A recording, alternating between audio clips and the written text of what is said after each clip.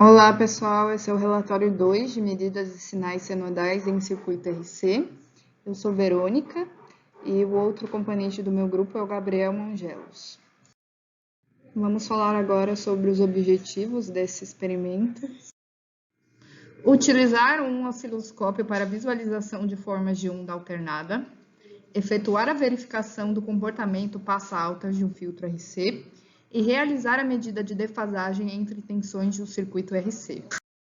Para isso, assim como o experimento 1, iremos utilizar o software LT-Spice, que é um software de simulação de alto desempenho para circuitos analógicos. Vamos falar agora sobre a lista de materiais utilizados. Gerador de sinais com cabo BNC jacaré, osciloscópio com 2 pontas de prova, multímetro de bancada com pontas de prova, resistor de carvão, capacitor cerâmico, matriz de contatos, protoboard e fios para ligação. Agora vamos falar sobre o procedimento experimental.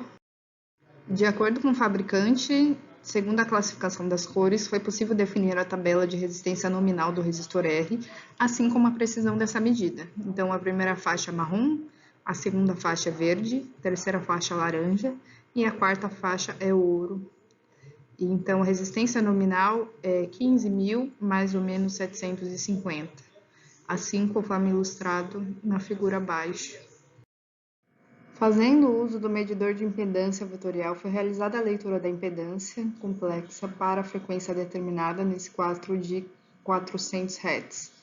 Então, temos no capacitor C, primeiro, segundo e terceiro dígito 2, e a capacitância nominal 2.2 nanofarad. No capacitor C, temos resistência capacitiva 208, fase menos 89.7, capacitância real 1.9 nanofarad. Então, nós utilizamos o módulo de 1 sobre 2π frequência sobre o módulo de DC. Então, ficou 1 sobre 2π, 400 vezes 10 a terceira, vezes 208. E nós obtivemos 1.9 nanofarad. Nosso próximo tópico, vamos falar sobre a familiarização com o osciloscópio e medidas de amplitude e frequência. Então, aqui dividimos o procedimento em 3. Então, os primeiros passos consistiam em configurar um gerador para fornecer um sinal senoidal de frequência 1 kHz e 5 volts VPP, que é a tensão pico a pico, e nós tínhamos que ajustar a resistência de carga para o RAI Z e configurar a razão de ponta a ponta de prova em 10:1. O segundo procedimento, ao ajustar a base do tempo para 200 milissegundos por divisão, foi possível observar 2 períodos. No atenuador foi colocada a posição 1 volt por divisão para que, dessa forma, pudéssemos medir pico a pico a amplitude. O período ou frequência do sinal foi lido de 3 formas diferentes. Visualmente, através do número de divisões verticais e horizontais correspondentes, utilizando os cursores de horizontais e verticais do osciloscópio, através do recurso de medidas automáticas do aparelho. Nossos resultados experimentais obtidos na técnica visual, temos amplitude pico a pico de 6, período de 1 e a frequência de 1. Cursores, temos 5.9, período de 0,06 e a frequência de 0.9940. E o automático, que temos 5,917, período de 0.9997 e a frequência de 1.003. Vamos falar agora medidas com circuito RC série. Então, primeiramente, mediu-se com o multímetro os valores reais nominais da capacitância e da resistência dos componentes C e R, além das suas respectivas incertezas. E, em seguida, ajustou-se o sinal senoidal do osciloscópio para 500 Hz e 5 VPP. A resistência de carga deve ser mantida em RAI Z e alterou a tecla MET de modo a obter a tensão do capacitor. Após essa etapa, iniciou-se uma varredura da frequência do gerador de 1 Hz a 1 MHz. Então, no início do canal 1 estava bem distante do canal 2 e a tensão do capacitor bem como próxima ao canal 1. Com o aumento da frequência, o canal 1 se aproximou gradativamente do canal 2 e a tensão do capacitor tendeu a zero. Então, isso significa que o comportamento do capacitor aproximou-se de um curto-circuito com o aumento da frequência, que torna o atraso causado por insignificante, assim como prevê a teoria. Então, para medir essa defasagem, utilizou-se o osciloscópio e os cursores verticais. Esse processo mede o intervalo de tempo ΔT entre a passagem do canal 1 pelo zero e a passagem do canal 2 pelo zero.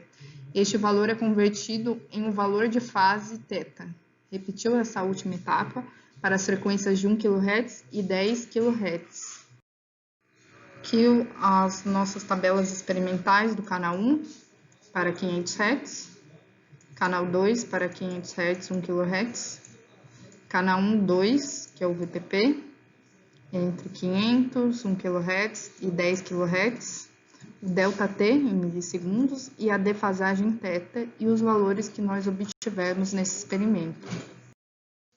Por medidas por simulação, nós obtivemos no canal 1 5.2 em 500 Hz contra 5.48 pelo cálculo de notação de fasores, 5.2 no canal 1, tanto para 500, 1 kHz e 10 kHz, enquanto obtivemos alguns valores diferentes no canal 1 por notação de fasores, 5.48, 5.91 e 6.67.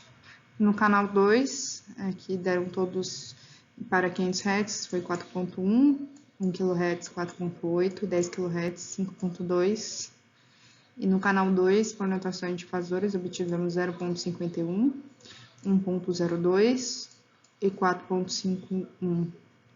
Então, no VPP, obtivemos por simulação 3.3, 2.1, 0.6 contra 4.97, 4.89 e 2.16.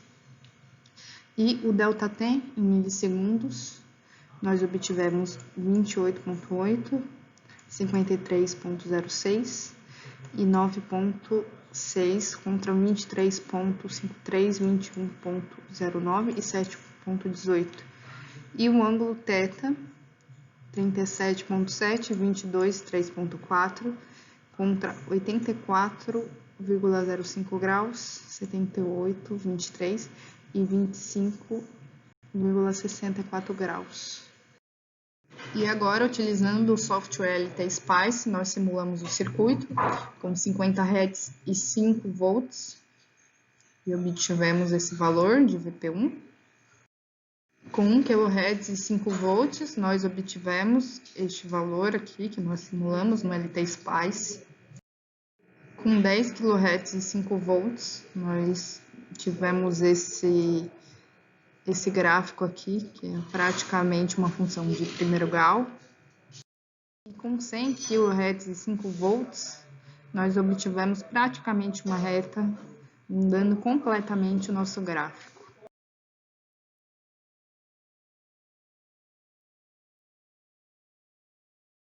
Como podemos observar no gráfico da frequência pela tensão em volts, nós em VF aqui, nós temos uma corrente aqui, uma frequência contínua, em torno de 5.